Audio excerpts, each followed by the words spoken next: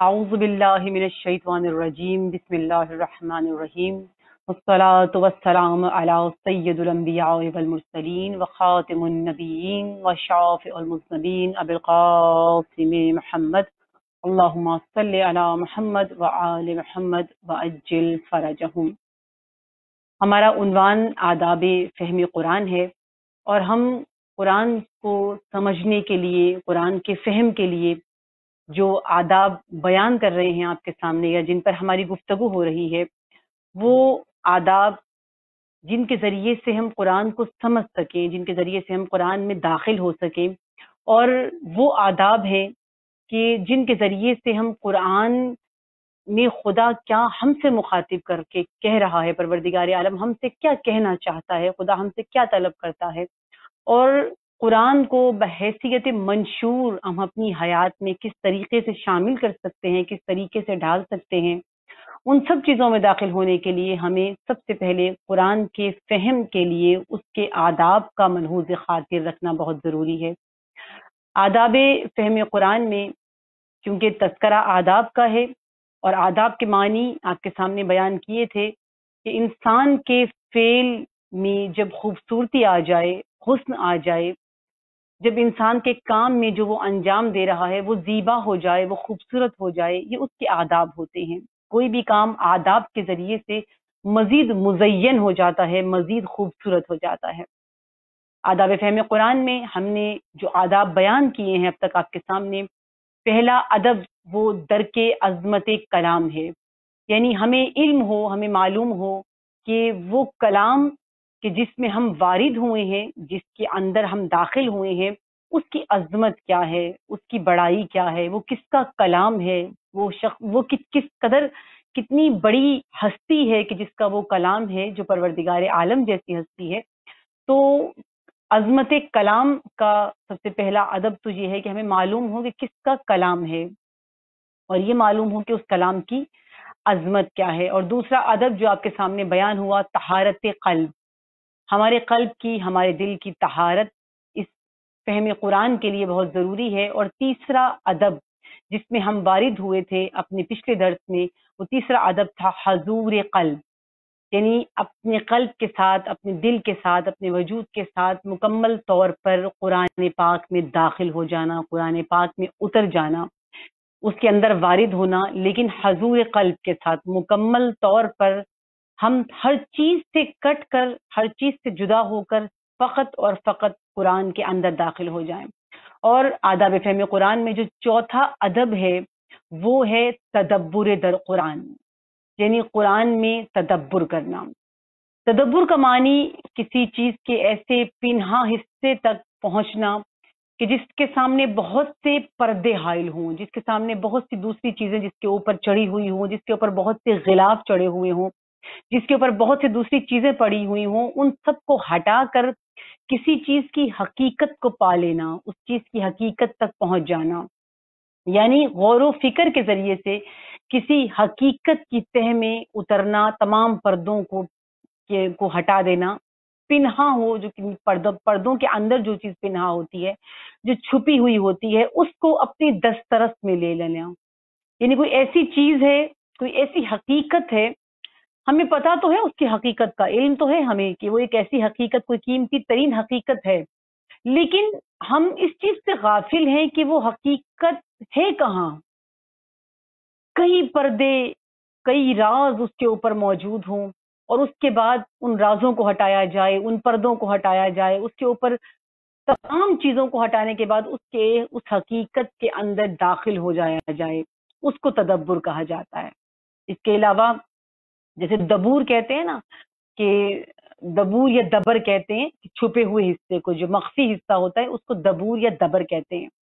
کوشش کر کے اس مخفی، اس چھپے ہوئے حصے سے حقیقت کو نکال لینا تدبر کہلاتا ہے، یا اس تک رسائی کو حاصل کر لینا یہ تدبر کہلاتا ہے۔ مثال کے طور پر جیسے زمین ہے، یا ہم آسمان کی مثال بھی لے سکتے ہیں۔ ہم جب آسمان پر دیکھتے ہیں تو آسمان پر چاند ہیں، ستارے ہیں، بادل ہیں، یہ سب کچھ ہمیں آسمان پر ظاہری نظر آتا ہے، یہ ظاہر ہے آسمان پر، اس کے پیچھے کئی حقیقتیں پنہاں ہیں۔ اسی طرح جیسے زمین ہے، اگر اس پر مٹی ہے یا ریت ہے اگر اس کو ہٹایا جائے، کیونکہ وہ پردہ ہے، وہ ریت پردہ ہے، پھر مٹی پردہ ہے، پھر اس کے نیچے کئی تہیں ہیں، یعنی کئی تہوں کو ہٹانے کے بعد ہم کسی حقیقت تک پہنچ جائیں. مثال کے طور پر اگر ہمیں پانی زمین سے نکالنا ہے تو اس طرح نہیں ہوگا کہ جو زمین کی بلند نظر آ رہی ہے، یہ نہیں ہے کہ وہ بلند پہ اسی کے اوپر سے آپ کو پانی مل جائے گا. پانی چونکہ ہے، اس کے لیے تدبر لازمی ہے. تو آپ کیا کریں گے؟ آپ اس زمین کو پہلے اس پر سے جو پہلی طے ہے وہ زمین کی ہے یا مٹی کی ہے، خاک کی ہے، اس طے کو ہٹائیں گے. اس کے بعد اس کی نچلی چند تہیں ہوں گی، اس میں وارد ہوں گے، اور اس کے بعد آہستہ آہستہ ایک سخت طے ہوگی. سخت طے کے بعد پھر جب نیچے جائیں گے تو پھر آپ کو ایک پانی کی جو لیئر ہے، جو طے ہے، آپ کو ایک زمین کے حصے میں پانی مل جائے گا. یعنی آپ نے کیا کیا ہے؟ آپ نے تدبر کیا ہے. آپ نے کئی پردوں کو ہٹا کر، کئی تہوں کو ہٹا کر آپ نے پانی کو حاصل کیا ہے. یہ تدبر ہے. بعض حقیقتوں کے سامنے جسمانی پردے حائل ہوتے ہیں، جیسے میں نے ابھی زمین کی مثال دی.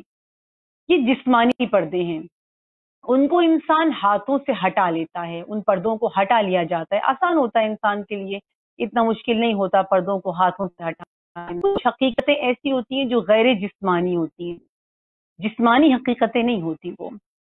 ان حقیقتوں پہ سے پردوں کو ہٹانا وہ تدبر کا کام ہے. وہ واقعاً ذرا مشکل کام ہے. انسان کے جس طرح سے ہوتا ہے تکلم میں، انسان کے یا کام میں بھی بعض اوقات انسان کے، تعلیم میں انسان کے، تکلم میں انسان کے، کلام میں انسان کے، بعض اوقات ایسا ہوتا ہے کہ مخفی راز چھپے ہوئے ہوتے ہیں، یعنی کھل کے گفتگو نہیں ہوتی. بعض اوقات ہوتا ہے کہ گفتگو بہت کھل کے ہوتی ہے، ہر چیز ایک ایک نقطہ واضح ہو رہا ہوتا ہے، ہر بات سمجھ میں آ رہی ہوتی ہے، ہر بات دل میں اتر رہی ہوتی ہے. لیکن بعض اوقات ایسا ہوتا ہے کہ ہمیں سمجھ میں نہیں آ رہا ہوتا کہ اس نے اپنی گفتگو میں کہنے کی کیا کوشش کی ہے. یعنی وہ اس کو واضح طور پر بیان نہیں کرتا. کچھ پردوں میں انسان اپنے تکلم یا اپنے کلام کے ذریعے سے کچھ پردوں کے پیچھے اپنی بات کو واضح کر رہا ہوتا ہے. جس طرح اب ہم نے کوشش کر رہے ہیں کہ آسان کر کے آداب فہم قرآن کو آپ کے سامنے بیان کیا جائے. یعنی وہ جو صاحب کتاب نے جس کو بہت آسان کیا ہے، کوشش اپنی طرف سے کی ہے، لیکن پھر بھی ہم جیسے لوگوں کی علم میں اتارنے کے لیے، سینوں میں اتارنے کے لیے اس کو مزید آسان کر کے یعنی ایسی گفتگو یا ایسا کلام ہو جائے کہ جو کوئی پردوں میں نہ چھپا ہو، جس کی ایک ایک گفتگو، کیونکہ عالم جب گفتگو کرتا ہے تو عالم کا معیار بہت بلند ہوتا ہے. اب عالم کا جب معیار بلند ہوتا ہے، وہ اپنے معیار کے حساب سے گفتگو کرتے ہیں. اور خاص طور پہ یہ جو تفاسیر قرآن کرتے ہیں، ان کا معیار اتنا بلند ہوتا ہے کہ ان کے سامنے جو طلاب ہوتے ہیں، جو اسٹوڈنٹس ہوتے ہیں، وہ ہم جیسے نہیں ہوتے. ان کے سامنے جو طلاب ہیں وہ بھی علماء ہی ہوتے ہیں. وہ جو آنے والے دور کے مجتہدین ہوتے ہیں یا آنے والے دور کے بڑے بڑے جید علماء ہوتے ہیں، تو ان مفسر قرآن کے سامنے جو ہیں بڑے بڑے علماء کے آگے یا ان مجتہدین کے آگے جو تعلیم حاصل کر رہے ہوتے ہیں، ان کا لیول بھی اتنا ہی بلند ہوتا ہے. تو وہ اسی لیول کے حساب سے گفتگو کرتے ہیں. تو وہ جو سننے والے ہوتے ہیں وہ اس میں سے تدبر کر کے پردوں کے اندر سے اس بات کو نکال لیتے ہیں. لیکن ہم جیسے جو لوگ ہوتے ہیں، ہم لوگ اس طریقے سے اس کو نہیں سمجھ پاتے ہیں. تو پھر کیا ہوتا ہے، اس کلام کو آسان کر کے، واضح کر کے، یعنی پردوں کو ہٹا کر اور پنہا کر دیا جاتا ہے، اس کو واضح کر دیا جاتا ہے اس حقیقت کو تدبر کے ذریعے سے. اسی طرح بعض اوقات ہوتا ہے کہ انسان کے کلام میں جس طرح سے بعض شعراء ہوتے ہیں اپنی بات کو شعر میں کہہ دیتے ہیں. اب جو شعر سے واقف نہیں ہے یا اس طرز سے واقف نہیں ہے، اس کلام سے واقف نہیں ہے جو اس شعر میں کہا گیا ہے، اس شاعری میں کہا گیا ہے، تو کیا ہوتا ہے، وہ صاف واضح نہیں ہوتا تو انسان کو سمجھ میں نہیں آتا. اس کو سمجھنے کے لیے تدبر کی ضرورت ہوتی ہے. اس کو سمجھنے کے لیے اس شعر میں اترنے کی، اس میں داخل ہونے کی ضرورت ہوتی ہے. جیسے علامہ اقبال کے کئی شعر ایسے ہیں کہ جو ہم بچپن سے، کئی نظمیں ایسی ہیں اقبال کی جو ہم بچپن سے پڑھتے آ رہے ہیں، اپنی اسمبلی میں، اسکولز میں ہمارے پڑھا، مطلب ہمیں بس پڑھتے تھے، ہم شوق تھا، اچھا لگتا تھا، پڑھ لیتے تھے. لیکن اس کلام میں کیا ہے، ہم کبھی داخل ہی نہیں ہوئے، ہمیں کبھی پتہ ہی نہیں چلا. یعنی اقبال نے اپنے کلام میں کچھ پردوں کے ذریعے سے اپنی بات کو سمجھایا تھا. ہمیں وہ کیوں نہیں سمجھ میں آیا، ہم کبھی وارد ہی نہیں ہوئے اس میں، ہم نے کبھی تدبر ہی نہیں کیا، بس اچھا لگا اور ہم نے کسی نے اس کی طرز بنا دی اور اس کلام کو پڑھ لیا گیا، اور بس وہ بچپن سے وہ حفظ ہے، یاد ہے، وہ سب کچھ، لیکن ہمیں نہیں معلوم کہ اس کا معنی و مطلب کیا ہے. لیکن جو راز کو پنہا کرنے والے ہیں، وہ لوگ جو حقیقتوں کو کھولنے والے ہیں، وہ جو حقیقتوں میں وارد ہونے والے ہیں، وہ جو تدبر کرتے ہیں، وہ ان رازوں تک پہنچ جاتے ہیں، ان کی تشریح کر لیتے ہیں، ان کو واضح کر لیتے ہیں، اس کلام کو کھول لیتے ہیں. اسی لیے جب کوئی شعر میں گفتگو کرتا ہے تو اس کو کھولنے کی، یعنی کہ مخفی گفتگو ہوتی ہے، پھر اس کو کھولا جاتا ہے. کھولنے والا، میں آسان کر دوں کہ وہ کھولنے والا جو ہے گویا کہ وہ تدبر کر رہا ہے. اس شعر سے بات کو واضح کرنے کے لیے تدبر کی ضرورت ہوتی ہے. تو بس اگر انسان قرآن کی خدمت میں آئے، فرض کیا کہ بعض اوقات ہم یہ سمجھتے ہیں کہ عظمت کلام بھی درک کر لیا انسان نے، اب انسان کا قلب بھی پاکیزہ ہو گیا ہے، انسان طہارت قلب بھی اس کو نصیب ہو گئی ہے، حضور قلب بھی ہے، ان تمام چیزوں سے ہٹ کر وہ مکمل طور پر متوجہ ہو گیا ہے قرآن میں، اور اب اس کا ادھر ادھر کسی سمت میں دھیان نہیں ہے. وہ مکمل قرآن کے اندر اتر چکا ہے، یعنی تمام تعلقات کاٹ کر ارد گرد کے تمام سسٹم سے وہ جدا ہو گیا ہے. اور جدا ہونے کے بعد اب وہ قرآن میں داخل ہو گیا ہے.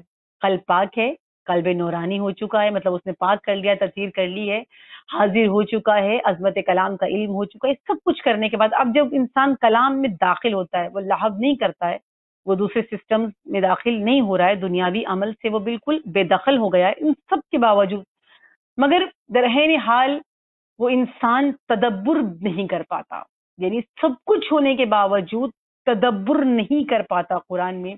یعنی متوجہ ہے، محو ہے قرآن میں، لیکن کہاں متوجہ ہے؟ تعبیرات قرآن پہ.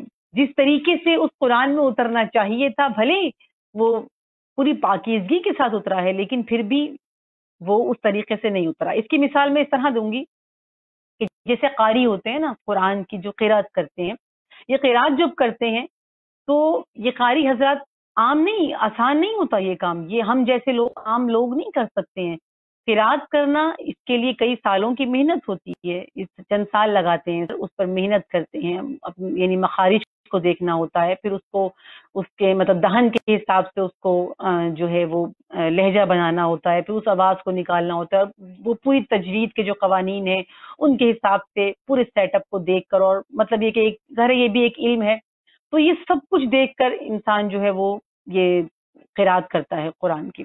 اب یہ قاری حضرات جو قرات کرتے ہیں، ظاہر ہے اس کی مشق بھی کرتے ہیں، اس میں مشقت کرتے ہیں، اس میں جدوجہد کرتے ہیں، اس میں کوشش کرتے ہیں، اور بہت زحمت درکار ہوتی ہے. جو قرات سن کر ہم بس سبحان اللہ ماشاء اللہ کر لیتے ہیں نا، اس کے پیچھے اس کی کئی محنتیں ہیں، کئی زحمتیں ہوتی ہیں قاری کی، جن سے وہ گزر رہا ہوتا ہے.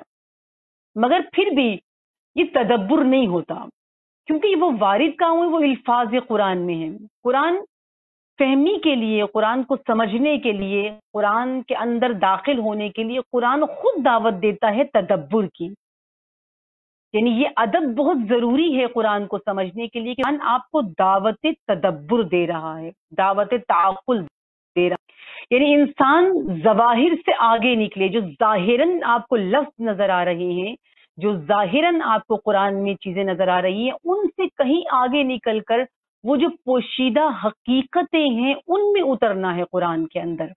ان ظواہر کے پیچھے نورانیت ہے، جو حقیقت قرآن ہے، جو حقیقت علم الہی ہے، جو حقیقت ہے، اس تک اترنے کے لیے ہمیں ضرورت ہوتی ہے. اگر حفظ کے لیے کہا بھی گیا ہے، یعنی کہ بہت سی روایتیں ملتی ہیں ایسی کہ جس میں بہت اجر ہے، بہت ثواب ہے، حفظ قرآن کا بہت زیادہ اجر و ثواب ہے، قرآن کی قراءت کا، قرآن کی تلاوت کا بہت زیادہ اجر و ثواب بے شک ایسا ہے کہ ہے. لیکن کیوں کہا گیا حفظ کے لیے اتنا اجر و ثواب کیوں رکھا گیا؟ اس کی حکمت تھی. حفظ اس لیے کہا گیا کہ قرآن میں جب تدبر کا وقت آئے گا، جب قرآن میں سمجھنے کا وقت آئے گا، جب قرآن میں اترنے کا وقت آئے گا، تو وہ انسان جس کو قرآن حفظ ہوگا، تدبر کرے گا، تو قرآن اس کے سامنے ہوگا. یعنی ہر آیت حافظ کے سامنے عیاں ہوگی. اب اس کے لیے تدبر کرنا آسان ہو جائے گا. اب اس کے سامنے اس حقیقت کو کھولنا، غور کرنا، اس میں تفکر کرنا آسان ہوگا، کیونکہ آیتیں اس کے ذہن میں موجود ہیں، آیتیں اس کی عقل میں موجود ہیں، آیتوں کو اس نے حفظ کیا ہوا ہے، اس کے حافظے میں آیتیں موجود ہیں. قرآن جب انسان کے حافظے میں موجود ہو جاتا ہے، اسی لیے اس کا اجر رکھا ہے کہ حافظے میں ہوگا، اس کے بعد آٹومیٹیکلی انسان تدبر کی طرف آنا شروع ہو جائے گا، اور جب انسان تدبر قرآن کی طرف آئے گا تو یقیناً قرآن کی حقیقتیں اس کے سامنے، اس علم کی حقیقتیں اس کے سامنے کھلتی چلی جائیں گی۔ قرآن مجید میں پروردگار عالم کا فرمان ہے کہ کیا یہ لوگ قرآن میں تدبر نہیں کرتے، کہ اگر وہ غیر خدا کی جانب سے ہوتا تو اس میں بڑا اختلاف ہوتا۔ یعنی تدبر کرنے سے یہ علم ہو جاتا ہے، اس چیز کا پتہ چل جاتا ہے کہ قرآن میں اختلاف اور تضاد نہیں ہے۔ سب سے بڑی حقیقت جس پر اکثر ابحاث ہوتی ہیں، جس پر اکثر جھگڑے ادھر ہو رہے ہوتے ہیں، جس پر اکثر جو ہے وہ مطلب آپس میں مختلف مسالک میں بھی یہ بات ہو رہی ہوتی ہے، باقی دوسروں سے بھی یہ گفتگو ہو رہی ہوتی ہے، تو ایسا ہوتا ہے، بہت زیادہ فسادات، بہت جھگڑے اور بہت زیادہ جو ہے وہ مناظرے بھی چل رہے ہوتے ہیں، یہ سلسلے چل رہے ہوتے ہیں، صرف اس چیز میں کہ کوئی آیت پکڑ لیتے ہیں، پھر اس کو دیکھتے ہیں کہ اس میں اختلاف ہے یا اس میں ہے یا نہیں ہے، مطلب تضاد کو، اختلافات کو دیکھتے ہیں، جبکہ خدا خود فرما رہا ہے کہ تم قرآن میں تدبر نہیں کرتے ہو۔ یعنی تدبر کے لیے بلایا گیا ہے، تدبر تمہیں کہاں تک لے کر جائے گا؟ تدبر ہی تو بتائے گا کہ اس میں اختلاف نہیں ہے، تدبر ہی تو بتائے گا کہ اس میں کسی قسم کا تضاد نہیں ہے، اس میں کسی قسم کی تکرار نہیں ہے۔ تدبر کرنے سے پتہ چلے گا قرآن کی آیات ٹکراتی نہیں ہیں آپس میں، قرآن کی آیات ایک دوسرے کی، یہ قرآنی آیات جو ہیں وہ ایک دوسرے کی نفی نہیں کرتی ہیں۔ قرآن بڑے تسلسل سے ہر آیت کو خدا نے، پروردگار عالم نے بڑی تسلسل کے ساتھ اتارا ہے، بہت بہترین انداز سے، بہت بہترین اور کامل کتاب ہے قرآن۔ اگر اس پر تدبر انسان کرے، فکر کرنے کی ضرورت ہے، تدبر کرنے کی ضرورت ہے۔ آپ یہ دیکھ لیجئے نا کہ قرآن میں، ابھی میں نے کہا نا کہ قرآن میں تکرار نہیں ہے، اور خدا کہہ رہا ہے کہ تدبر کرو تاکہ تمہیں پتہ چلے کہ قرآن میں تکرار نہیں ہے۔ اب آپ نے جب یہ سنا کہ قرآن میں تکرار نہیں ہے، یقیناً آپ توجہ کریں گے، کیسے کہہ سکتے ہیں کہ قرآن میں تکرار نہیں ہے؟ کچھ نہ بھی دیکھا جائے، بہت سی آیتیں ہیں جو بار بار آ رہی ہیں، لیکن کچھ نہ بھی دیکھا جائے، انسان کہے کہ بسم اللہ الرحمن الرحیم بھی تو بار بار آ رہا ہے۔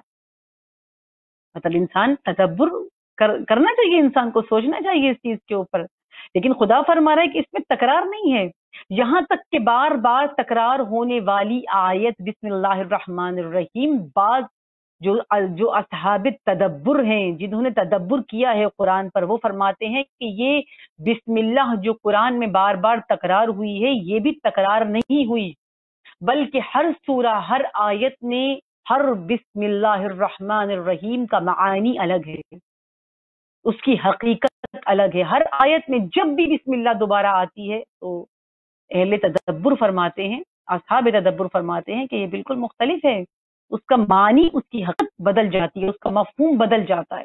اب ہم اور آپ کہیں کتنا عجیب ہے، لیکن اگر یہ عام انسان کہے تو انسان کہہ سکتا ہے کہ بڑی عجیب سی بات ہے، عام بندہ کہہ رہا ہے، ہم جیسا بندہ کہے یا کوئی عام انسان کہے یا کوئی ذاکر کہے ممبر پر، تب بھی آپ کہیں کہ یہ کیسی گفتگو ہے، یہ کیسی بات ہے۔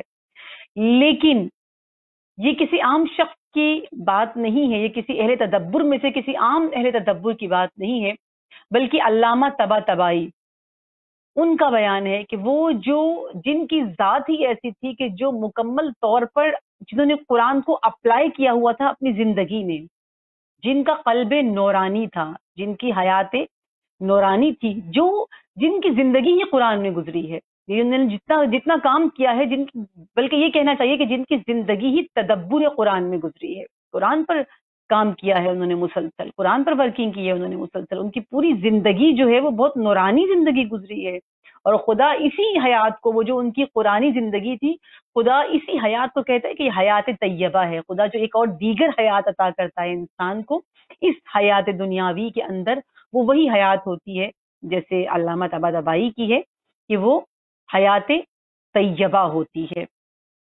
وہ فرماتے ہیں کہ بسم اللہ الرحمن الرحیم قرآن میں تکرار نہیں ہے، ان کا بیان ہے یہ بار بار نہیں آ رہی، یعنی کہ اسی سورہ کا اسی معنی میں تکرار نہیں ہے، الغرض کہ اسی معنی میں تکرار، یعنی آپ کو نظر آئے گا یہ بسم اللہ الرحمن الرحیم، پھر بسم اللہ الرحمن الرحیم، لیکن نہ، اس کا معنی یہ نہیں ہے کہ تکرار ہو رہی ہے بار بار، اس کا معنی یہ ہے کہ تکرار نہیں ہو رہی، بلکہ ہر دفعہ جب یہ آتی ہے تو الگ معنی اور الگ حقیقت کے ساتھ آتی ہے۔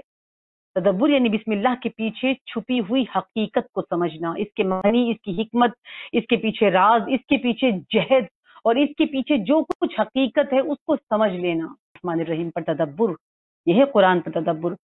مثلا جیسے دوسرے مسالک ہیں، دوسرے مسالک میں یہ کہا جاتا ہے کہ بسم اللہ الرحمن الرحیم جب انسان پڑھتا ہے یہ تب پڑھنا چاہیے کہ جب آپ کسی اچھے کام کی ابتدا کرتے ہیں، ہے نا. آپ نے بھی سنا ہوا ہوگا، اور ہم لوگ بھی بہت سے جو کام ہے وہ ابتدا اسی لیے کرتے ہیں کہ بسم اللہ الرحمن الرحیم پڑھنے سے کام میں برکت پیدا ہو جاتی ہے. جو اچھا کام ہے اس کی ابتدا بسم اللہ سے ہونی چاہیے.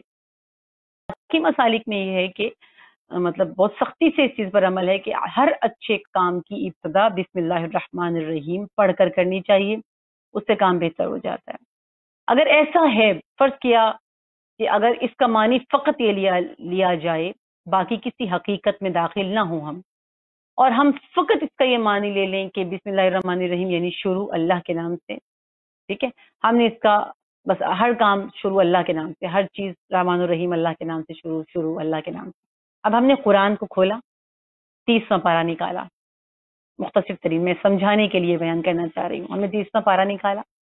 اب 30واں پارہ جب ہم نکالیں گے تو اس میں جز بجز ہر اس میں بسم اللہ الرحمن الرحیم، ہر آیے ہر سورہ سے پہلے بسم اللہ الرحمن الرحیم ہے. اب میں نے جب قرآن کو کھولا تھا تو میں نے تعوذ و تسمیہ پڑھ لیا تھا، لیکن پھر میں جب سورہ پڑھتی ہوں نیا پھر بسم اللہ آ جاتی ہے، پھر میں سورہ پڑھتی ہوں نیا اس کی تلاوت کرتی ہوں تو پھر بسم اللہ آ جاتی ہے. تو اس کا معنی کیا ہے؟ میں نے تو ایک اچھے کام کی ابتدا ایک دفعہ بسم اللہ سے کر لی ہے، لیکن ہر سورہ سے پہلے بسم اللہ کا آنا کیا معنی دیتا ہے؟ یہ علامہ طباطبائی بیان کرنا چاہتے ہیں کہ ہر سورہ سے پہلے بسم اللہ الرحمن الرحیم کا آنا یہ اس بات کی دلیل ہے کہ ہر سورہ میں وہ ایک الگ حقیقت کے ساتھ، ایک الگ معنی کے ساتھ اور ایک الگ جہت کے ساتھ آ رہا ہے. اس بسم اللہ کا ہر آیت میں سورہ میں آنا یہ الگ جہت ہے، اور یہی وہ وجہ ہے کہ قرآن میں تدبر کی طرف اشارہ کیا گیا ہے کہ قرآن کی طرف آؤ، تدبر کرو، سوچو سمجھو. ہم بعض بہت بہت عام سی حقیقتیں ہیں جن کو ہم نہیں سمجھ پاتے ہیں. خود پروردگار عالم قرآن پاک میں ارشاد فرما رہا ہے کہ سورہ صاد میں پروردگار عالم فرما رہا ہے کہ یہ کتاب ایک مبارک کتاب ہے، ہم نے جسے آپ کی طرف نازل کیا اور صاحبان عقل نصیحت حاصل کریں. یہ کتاب ہم نے آپ پر اتاری تاکہ اس کی آیات میں تدبر کریں. ہم نے یہ کتاب آپ پر کیوں اتاری ہے؟ خدا نے وجہ بیان کی. وجہ یہی ہے کہ اس کی آیات پر تدبر کریں تاکہ اس کی آیات کی تہ میں موجود مطالب تک پہنچ سکیں. یعنی آیات پر تدبر کا حکم دے رہا ہے، دعوت تدبر دے رہا ہے پروردگار عالم. کس لیے؟ کہ آؤ سمجھو، سیکھو اس کو. اور خود یہ نقطہ سمجھنے کے لیے کس کی ضرورت ہے؟ کون لوگ سمجھیں گے؟ عام انسان شاید اس چیز کو نہ سمجھ سکے. یوں عقول انسان کی مکمل کام کرتی ہیں، یعنی آپ کی عقل، آپ کی فہم، آپ کا ارادہ، آپ کا سب کچھ چل رہا ہوتا ہے، بڑا کام کر رہا ہوتا ہے. یعنی دنیاوی معاملات میں ہم بڑے تیز ہوتے ہیں، ہم بڑے آگے جا رہے ہوتے ہیں، بڑا فاسٹ ہوتے ہیں، ہر کاروبار زندگی کے اندر ہر چیز میں ہم بڑے تیز ہوتے ہیں. لیکن جب بات آتی ہے دین کی، جب بات آتی ہے تدبر قرآن کی، جب بات آتی ہے دینی سیٹ اپ کی، دینی اعتبار سے، تو ہم ایک دم بالکل بھولے ہو جاتے ہیں. ہمیں تو کچھ نہیں پتا، ہمیں تو کچھ علم نہیں ہے. بہت سے ایسے شرعی مسائل ہیں کہ انسان بس اپنی مرضی سے عمل کرنا شروع کر دیتا ہے، اور پھر وہ سمجھتے ہیں کہ اور پھر وہ ہمیں تو نہیں پتا تھا. جب بعد میں آپ ان کو غلطی بتائیں ان کی تو وہ کہتے ہیں ہمیں علم نہیں تھا. علم کے ذریعے خدا نے آپ کو عطا کیے ہیں، آپ ان تک رسائی بھی حاصل کر سکتے ہیں. اب یہ سستی ہے آپ کی کہ آپ ان تک رسائی حاصل نہیں کر رہے. کیوں؟ کیونکہ آپ اس معاملے میں آ کر کہتے ہیں کہ ہم معصوم ہیں، ہمیں کچھ علم نہیں ہے. قرآن تدبر کا حکم کن کو دے رہا ہے؟ تدبر کی دعوت کن کو دے رہا ہے؟ نا عام بندوں کو. تدبر کی جو پروردگار دعوت دے رہا ہے وہ اولی الالباب کو دے رہا ہے، وہ جو اہل لب ہیں. جیسے بادام ہوتا ہے نا، یا اخروٹ ہوتا ہے، اس کی ایک اوپری تہ ہوتی ہے چھلکا جس کو کہتے ہیں ہم، اس کے اندر جو اصل گودا ہوتا ہے اس کو لب کہتے ہیں. اہل لب یعنی یہ جو ہماری کھوپڑی ہے اس کے اندر جو دماغ ہے، اس کے اندر جو لب ہے، جو اصل حقیقت ہے، جو واقعاً عقل ہے، عقل انسانی ہے، قرآن اس کو اشارہ کر رہا ہے اپنی طرف آنے کے لیے، وہ اولل الباب کو قرآن کہہ رہا ہے کہ آپ کو دعوت فکر ہے، آپ آئیں اور قرآن میں تدبر کریں۔ امام علی علیہ السلام سے روایت ہے، امام فرماتے ہیں کہ متوجہ رہو، خبردار رہو کہ جس قرات میں تدبر نہ ہو اس میں کوئی بھلائی نہیں ہے۔ یعنی آپ قرات کر رہے ہیں اور مسلسل قرات کر رہے ہیں، امام فرما رہے ہیں کہ اگر تدبر نہیں ہے تو اس میں کوئی بھلائی نہیں ہے، کوئی حاصل نہیں ہے۔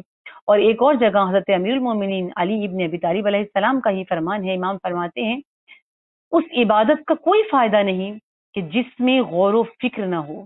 یعنی کوئی بھی عبادت ہو، یہ نہیں کہ صرف ایک کی بات کی امام نے، اس عبادت کا کوئی فائدہ نہیں کہ جس میں غور و فکر نہ ہو، اور اس قرات میں کہ جس میں تدبر نہ ہو۔ یعنی اس عبادت کا کوئی فائدہ نہیں جس میں غور و فکر نہ ہو، اور اس قرات کا کوئی فائدہ نہیں کہ جس میں تدبر نہ ہو۔ یعنی آپ فقط پڑھے جا رہے ہیں اور اس کے بعد آپ کو کچھ حاصل اس سے نہیں ہو رہا، آپ فکر نہیں کر رہے، آپ سوچ نہیں رہے، آپ کا دماغ نہیں اس طرف جا رہا کہ کیا حقیقت ہے۔ وہی بات کہ اس کی عظمت کو بھی درک نہیں کر پا رہے آپ اس حضور قلب کے ساتھ داخل نہیں ہو رہے ہیں، اس کے اندر اس پر تدبر نہیں کر رہے ہیں آپ۔ رسول اکرم صلی اللہ علیہ وآلہ وسلم کے پاس ایک شخص آیا اور آ کر اس نے رسول اللہ سے کہا کہ یا رسول اللہ، میں جلدی جلدی جو ہے وہ قرآن کی تلاوت کرنا چاہتا ہوں، جلد از جلد قرآن کو پڑھنا چاہتا ہوں، مکمل کتاب کو، تو مجھے بتائیے کہ میں کم سے کم کتنے عرصے میں اس کو ختم کروں قرآن کو۔ تو رسول نے فرمایا کہ 3 ماہ میں۔ اس نے کہا یا رسول اللہ اس سے بھی جلدی بتائیں کہ میں اس سے بھی جلدی اس کو پڑھ سکوں، اس سے بھی جلدی ختم کر سکوں۔ رسول اکرم نے فرمایا 1 مہینے میں۔ جب 1 ماہ کا سنا اس نے تو پھر اس نے کہا کہ نہیں، میں تو فارغ ہوتا ہوں سارا دن، میرے پاس تو کوئی کام نہیں ہوتا، میں کوئی کام دھندا کام کاج کچھ نہیں کرتا ہوں، بس جب میں صبح کو اٹھتا ہوں اس کے بعد سے میں سارا دن فارغ ہوں، مجھے بتائیے کہ اس سے بھی کم وقت میں جلد از جلد تلاوت کر سکوں، پڑھ سکوں، قرات کر سکوں، تو مجھے اس سے بھی کم ٹائم میں آپ بتائیے کہ اس سے زیادہ کم اور کتنے کم میں قرآن پڑھ سکتا ہوں۔ تو رسول اکرم نے فرمایا، جب اس نے اتنا زیادہ پوچھا تو 3 ماہ، پھر 1 مہینہ، اور پھر رسول اکرم نے فرمایا کہ 1 ہفتہ، 1 ہفتے میں تم اس کی تلاوت کر لو۔ پھر اس نے رسول سے کہا کہ رسول اللہ اس سے بھی زیادہ جلدی، رسول نے کہا نا، اس سے زیادہ جلدی قرات ختم، قرآن ختم، اس سے زیادہ جلدی کی اجازت نہیں ہے۔ ہمارے یہاں مقابلے ہو رہے ہوتے ہیں، 1 دن میں قرآن ختم، 1 گھنٹے میں قرآن ختم، اور 1 سانس میں آیتیں ختم، اور مطلب ایک ہوتا ہے نا، اس طرح سے مقابلے بازی چل رہی ہوتی ہے، یہ سلسلہ چل رہا ہوتا ہے، لیکن رسول کہہ رہے ہیں نا، اس سے زیادہ جی اجازت نہیں ہے۔ کیوں اجازت نہیں ہے اس سے زیادہ جلدی کی؟ کیونکہ اگر اس سے زیادہ ہوگے تو تم تدبر نہیں کرو گے قرآن پر، اسے جب پڑھو گے تو اس پر تدبر لازمی ہے، اس پر غور لازمی ہے، فکر، ورنہ تو تم بس ایک تسلسل سے چلتے جاؤ گے، رٹے لگاتے چلے جاؤ گے، بس ختم۔ پھر کیا فائدہ ہوا قرآن کا؟ پھر کیا فائدہ ہوا اس کے نازل ہونے کا؟ پھر کیا فائدہ ہوا اس کو ہدایت کی کتاب کہنے کا؟ کیا فائدہ کہ جب آپ اس کو فقط پڑھنے کے لیے رکھو تو پھر ایک عام جرنل کتاب جو ہماری ہوتی ہے، اسکول کی کوئی کتاب ہوتی ہے، یا ہماری جو عام جو کتابیں ہوتی ہیں، یا رسالے کہہ لیجیے، یعنی کہ ان میں اور قرآن میں پھر کیا فرق رہا؟ وہ بھی آپ نے پڑھ لیا، وہ بھی آپ نے پڑھ لیا، بلکہ اسکول کی کتابوں سے تو شاید بچے کچھ حاصل بھی کر لیتے ہیں، لیکن اگر فقط اس کو زبانی کلامی قرات کے لیے فقط رکھا ہے تو پھر آپ کو کیا حاصل ہوا؟ قرآن کا مقصد تو فوت ہو گیا، قرآن کا مقصد تو ختم ہو گیا، اگر آپ نے اس کی اصل حقیقت کو ہی نہ سمجھا، اس کی حقیقت تک نہ اترے اور اس پر تدبر نہ کیا۔ خداوند متعال فرما رہا ہے خود کہ تمہارے نفس کے اندر، آفاق میں، تمہارے گرد و پیش میں، کیوں قرآن میں تدبر کے لیے خدا بلا رہا ہے کہ تمہارے گرد و پیش میں، تمہارے نفس میں، آفاق میں ہم نے اپنی نشانیاں بھر دی ہیں، چاروں طرف تمہارے، ہماری نشانیاں ہی نشانیاں ہیں، ہم نے نشانیاں رکھی ہیں، یہ عالم سراپائی نشانی الہی ہے، اور ہم اس تدبر، ہم ان نشانیوں سے بڑا سرسری سا گزر جاتے ہیں۔ خدا کہہ رہے ہیں یہ پورا عالم نشانی ہے، خدا ہے، آفاق میں، زمین میں، آسمان میں، پہاڑوں میں، پورے چاروں طرف تمہارے میں نے اپنی نشانیاں رکھی ہوئی ہیں، اور یہ قرآن تو سب سے بڑی نشانی ہے، تمہارے چاروں طرف سب کچھ موجود ہے، نشانیاں موجود ہیں، بس کیا ہے، ہم کیا کرتے ہیں، ہم بڑا سری سا گزرتے ہیں، جتنی نشانیاں ہیں خدا کی، ہم ان پر سے بڑا سرسری سا گزرتے ہیں، ہمیں کسی شے میں خدا نظر نہیں آتا، جبکہ جب ہر چیز نشانی خدا ہے، یہی ہوتا ہے نا نشانی کا مطلب، یعنی نشانی یعنی نشان دہی کرنا، نشانی یہ ہوتی ہے کہ فلاں چیز کی، فرض کیا کہ میری کوئی چیز سب کو معلوم ہے کہ یہ میری ہے، اور مطلب یہ علامت ہے میری کہ مطلب یہ اسی خاتون کی ہے اور اس کے علاوہ یہ کسی کی نہیں ہے. اب وہ کہیں پڑی ہوئی ہے تو وہ لوگ کہیں گے جی یہ اس کی ہے، یہ تو اس کی علامت ہے، یہ تو اس کی نشانی ہے. یعنی کہ سمجھ میں آ گیا ہے کہ یہ نشانی جو ہے وہ میری ہے. تو یعنی کہ اس نشانی کے ذریعے کہاں تک پہنچے ہیں؟ مجھ تک پہنچے. وہ نشانی مجھ تک پہنچا رہی ہے، وہ نشانی میری علامت ہے، میری نشانی ہے. تو نشانی کا معنی ہوتا ہے نشاندہی کرنا، یعنی کسی شے تک اس نشان کے ذریعے سے اس شے تک پہنچنا. تو یہ کائنات میں، یہ آفاق میں جو کچھ ہے وہ نشانی پروردگار عالم ہے، اور نشانی کے ذریعے سے خدا تک پہنچ جائے. اور ہم خدا تک پہنچتے، ہم نہیں پہنچتے خدا تک. ہمیں کیوں چیزوں میں خدا نظر نہیں آتا؟ ہمیں کیوں حقیقتوں میں خدا نظر نہیں آتا؟ ہمیں کیوں آفاق میں خدا، ہمیں کیوں چاند ستاروں کو دیکھ کر خدا یاد نہیں آتا؟ ہمیں کیوں انسانوں کو دیکھ کر، ہمیں کیوں چرند پرند ان درختوں کو، ان پھولوں کو، ان پھلوں کو دیکھ کر، نعمتوں کو کھاتے ہوئے ہمیں کیوں خدا یاد نہیں آتا؟ کیونکہ ہم تدبر نہیں کرتے ہیں. آپ یہ دیکھیں نا کہ بھینس کو نہیں کہا کہ تم گھاس کھاؤ اور گھاس کھانے کے بعد سوچو کہ اس کی حقیقت کیا ہے، یعنی گھاس کی حقیقت تک پہنچو اور پھر اس پہ تدبر کرو. نہ، اسے کہا کہ تم نے چرنا چگنا ہے، بس کھاؤ کھاؤ اور اس کے بعد انسان کے فائدے کے کام آؤ. لیکن انسان کو کہا ہے، انسان کو کہا ہے کہ جو کھا رہے ہو اس پر بھی تدبر کرو، یہ بھی نشانی الہی ہے، اس کو بھی سوچو. اصل میں جنہوں نے ہستی کے راز کھولے ہیں، جن کو عالم کہا جاتا ہے، جو ہستی کے راز کھولتے ہیں وہ عالم ہوتے ہیں. اور ایک ہوتی ہے عوام. عوام وہ ہوتے ہیں کہ بس جن کو ہر چیز اپنے مفاد کے لیے اچھی لگتی ہے. ہم انہی لوگوں میں سے ہیں. ہم نے ہر چیز کو اپنے مفاد کے لیے سوچا ہے، ہم نے ہر چیز کو اپنے مفاد کے لیے استعمال کیا ہے.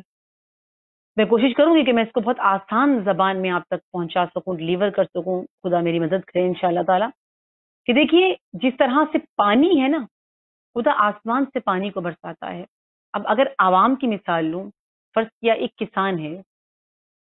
کسان پانی کی حقیقت میں نہیں جائے گا.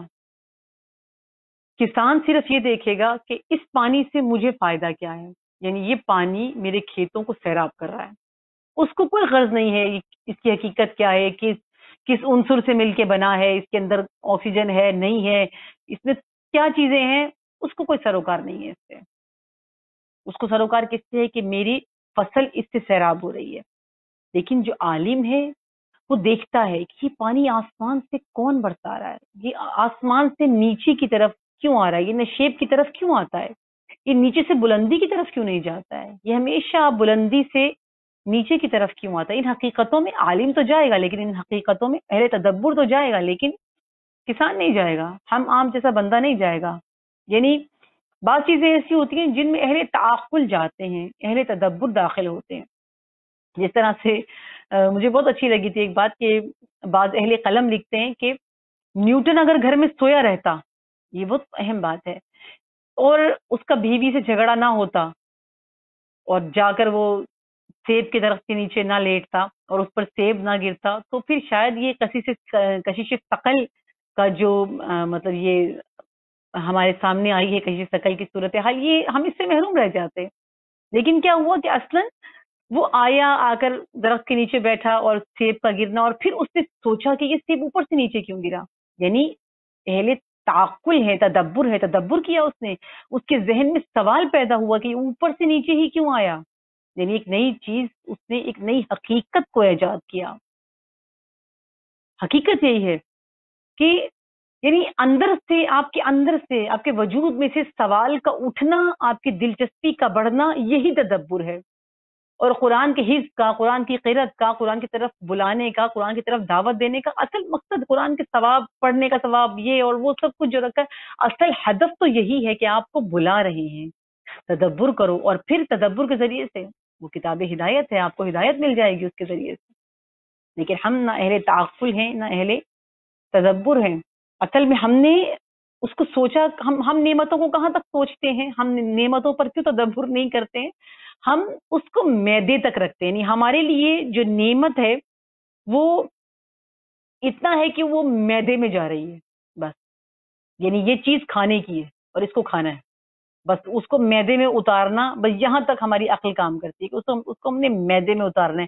اس نعمت کے اندر گہرائی کیا ہے، اس نعمت کے اندر حقیقت کیا ہے، وہ نعمت کیوں عطا ہوئی ہے، وہ نعمت کیسے عطا ہوئی ہے، وہ نعمت کیسے اتاری گئی ہے، اس کی طرف ہماری عقلیں کام نہیں کرتی. ہم بڑا سرسری سا لیتے ہیں اس کو، کیونکہ ہم اشیاء کو فقط اپنے فائدے کے لیے استعمال کرتے ہیں. اس سے زیادہ ہمارے لیے اشیاء کا معنی، اشیاء کے اندر کوئی دلچسپی اس سے زیادہ ہمارے اندر نہیں موجود ہے.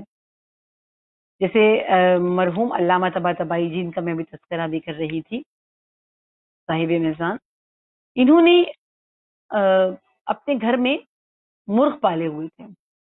جب کوئی مہمان علامہ طباطبائی کے گھر پہ آتے تھے تو علامہ صاحب بازار سے مرغ لاتے تھے اور پھر ان کو کھلاتے تھے. کئی دفعہ لوگوں نے پوچھا بھی، کہا بھی کہ بھئی جب گھر میں مرغ پالے ہوئے ہیں تو پھر انہیں کو ذبح کر کے آپ کھلا دیں، کیا آپ بازار جاتے ہیں پھر لاتے ہیں اور پھر اپنے مہمان کی خاطر داری کرتے ہیں؟ تو وہ نہیں کرتے تھے، وہ اس کو کبھی ذبح نہیں کرتے تھے. یہاں تک کہ لکھا ہے ان کی کہ وہ جو انہوں نے مرغ پالے ہوئے تھے، یہاں تک کہ وہ بہت مطلب ان کی بوڑھے ہو گئے اور بیمار ہو گئے وہ مرغ. مطلب ظاہر ہے وہ اتنے عرصے سے وہ صرف کھاتے پیتے رہے تو کاٹا نہیں انہوں نے ان کو ذبح وغیرہ نہیں کیا، تو وہ بیمار ہو گئے، وہ بوڑھے ہو گئے، وہ جو ان کے مرغ تھے وہ بوڑھے ہو گئے اور آخرکار وہ بیمار ہو گئے، مرنے کے قریب ہو گئے، لیکن انہوں نے اسے ذبح نہیں کیا، انہوں نے اسے کاٹا نہیں. لوگوں نے کہا بھی کہ یہ مطلب اسے ذبح کر دیں بس، اب تو قریب المرغ ہے. تو انہوں نے کہا نہیں، یہ جاندار ہے، یہ حیات ہے. یعنی یہ جو مرغ ہے اس کے ذریعے سے میں حیات دیکھتا ہوں کہ خدا حیات دیتا کیسے ہے، میں اس کے ذریعے سے خدا کی نشانیاں دیکھتا ہوں. حکیم یہ چیزیں دیکھتا ہے، عالم یہ چیزیں دیکھتا ہے. وہ کہتے ہیں میں اس کی حرکات سے، اس کی سکنات سے، اس کے وجود سے، اس کی ساخت سے، اس کی بناوٹ سے خدا کی طرف نشاندہی، یعنی کہ یہ خدا کی نشاندہی ہے، اس کی ساخت، یہ بناوٹ، یہ سب نشاندہی ہے خدا کی. میں اس کے ذریعے سے، ایک مرغ ہے حالانکہ مرغ ہے، وہ کہہ رہے ہیں کہ میں اس کے ذریعے سے خدا تک پہنچتا ہوں. یعنی کچھ حکیم ایسے ہیں، کچھ عالم ایسے ہیں کہ جو اس میں سے بھی خدا، کیونکہ خدا کہہ رہا ہے کہ ہر چیز میں میری نشانی ہے، وہ اس کے ذریعے سے خدا تک پہنچ جاتے ہیں، وہاں تک پہنچ جاتے ہیں. لیکن کیا ہے؟ جو اہل تدبر ہیں، جو فکر کرتے ہیں، جو دیکھتے ہیں، جو کائنات میں دیکھتے ہیں. مثلا شاید یہ زیادہ بہتر طریقے سے آپ کو سمجھ میں آ جائے کہ مثلا نہج البلاغہ میں حضرت امیر المومنین علی ابن ابی طالب علیہ السلام کا فرمان ہے، بلکہ آپ نے پڑھا بھی ہو شاید جن کے گھروں میں نہج البلاغہ ہے. ہمارا مسئلہ یہی ہے کہ ہمارے گھروں میں آج کل نہج البلاغہ موجود ہوتی ہے لیکن اس کو پڑھنے کا وقت نہیں ہوتا ہے لوگوں کے پاس. پڑھا کیجئے، تھوڑی تھوڑی کر کے نہج البلاغہ کو اٹھایا کیجئے. نہج البلاغہ میں مولا کائنات نے مور پر، چونٹی پر، چمگادڑ پر، ان پر بیان کیا ہے، مولا نے خطبات دیے ہیں مولا علی نے. اب اگر آپ تھوڑا سا سوچیں، تھوڑا سی فکر کریں کہ مولا علی کو چونٹی میں کیا نظر آیا. یہ چونٹی جس سے ہم پریشان ہو جاتے ہیں کہ یہ چینی میں بھی چلی جاتی ہے، یہ کچن میں بھی آ جاتی ہے، گرمیوں میں بہت زیادہ نکل آتی ہیں، تنگ کرتی ہیں. ایک روٹی رکھ دو تو وہاں چونٹیاں، کوئی چیز بھی رکھ دو تو فوری طور پہ وہ آ جاتی ہیں. مولا علی کو اس چونٹی میں کیا نظر آیا کہ مولا کائنات جو ہیں وہ اس چونٹی پر پورا خطبہ دے رہے ہیں. یہ چونٹی جو روزانہ ہمارے سامنے آتی ہے تو مولا کیوں خطبہ دے رہے ہیں؟ کہ مولا کہتے ہیں کہ مجھے خدا کی نشانی نظر آتی ہے. یہ اچھا کیسے نشانی نظر آتی ہے؟ وہ جو ہمارے سامنے روز نکلتی ہے، روز غائب ہو جاتی ہے، اپنا رزق جمع کرتی ہے اور پھر چلی جاتی ہے، گرمیوں میں باہر آ جاتی ہے، سردیوں میں نظر نہیں آتی. امام فرماتے ہیں مجھے اس میں نشانی خدا نظر آتی ہے. یعنی امام علی علیہ السلام یہ خطبہ مولا کائنات کا ہے جو مور پر دیا ہے مولا کائنات نے. اب سوچئے کہ علی ابن ابی طالب کو مور میں کیا نظر آ رہا ہے. یہ خطبہ حضرت علی ابن ابی طالب علیہ السلام کا ہے جو مولا نے خفاش یعنی کہ چمگادڑ کے اوپر دیا ہے، چمگادڑ کے بارے میں دیا ہے. کون ہے امیر المومنین؟ اس لیے کہ امیر المومنین ثناشاہ حکمت الہی ہیں.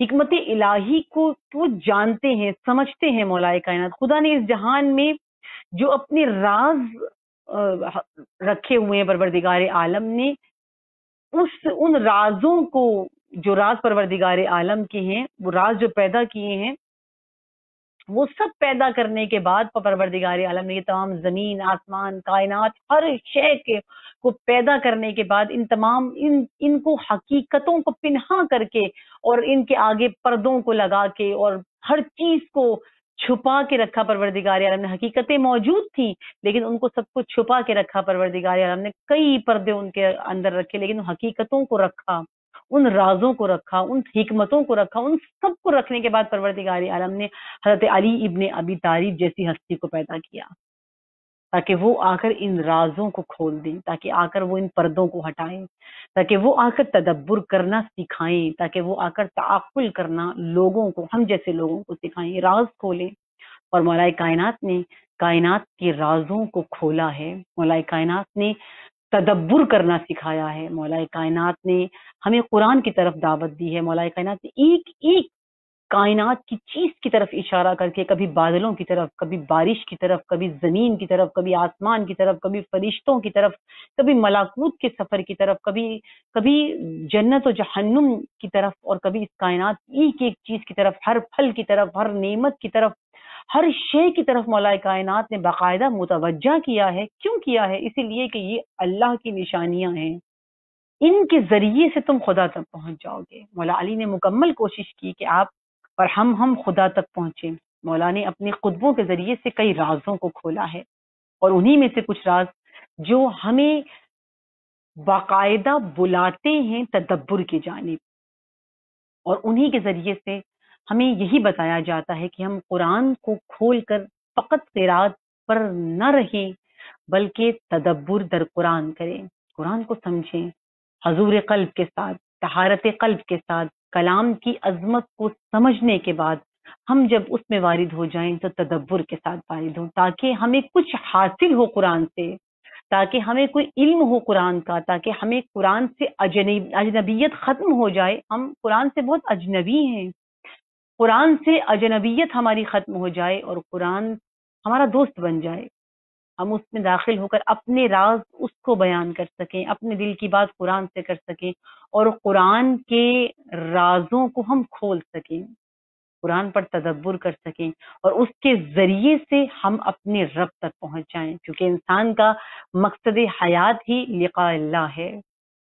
انسان جو سفر کر رہا ہے وہ خدا کی جانب کر رہا ہے، اور اس تمام سفر میں، اس پاکیزگی کے سفر میں جو انسان عمودی سفر طے کر رہا ہے، آسان سفر نہیں ہے، سفر مشکل ہے کیونکہ عمودی ہے، نیچے سے اوپر تک کا سیدھا سفر ہے، جو ہم سمجھتے ہیں نا سیدھا ہے زمین کا سفر، زمین سے زمین تک نا، یہ جو زمین سے خدا تک کا سفر ہے، یہ جو اس دنیا سے اس دنیا تک کا سفر ہے، یہ سفر عمودی ہے، یہ بالکل اوپر سے نیچے سے اوپر کی طرف سفر ہے آپ کا، اور یہ سفر مشکل ہے۔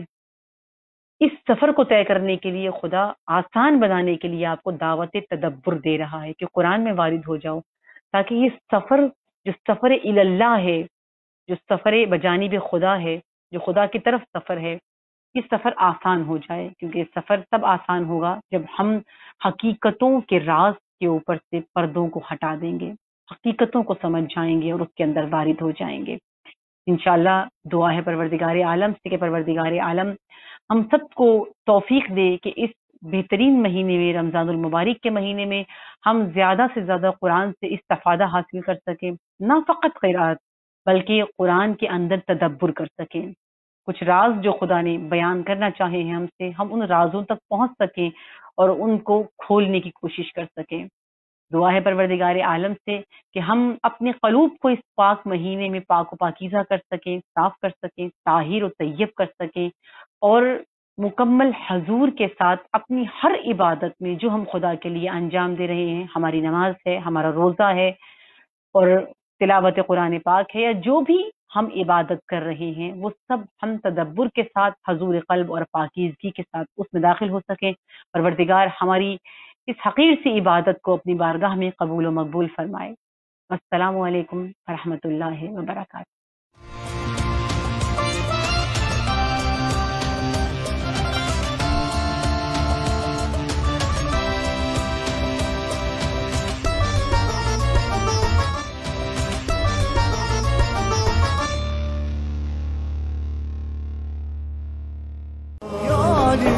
Ali Seyfullah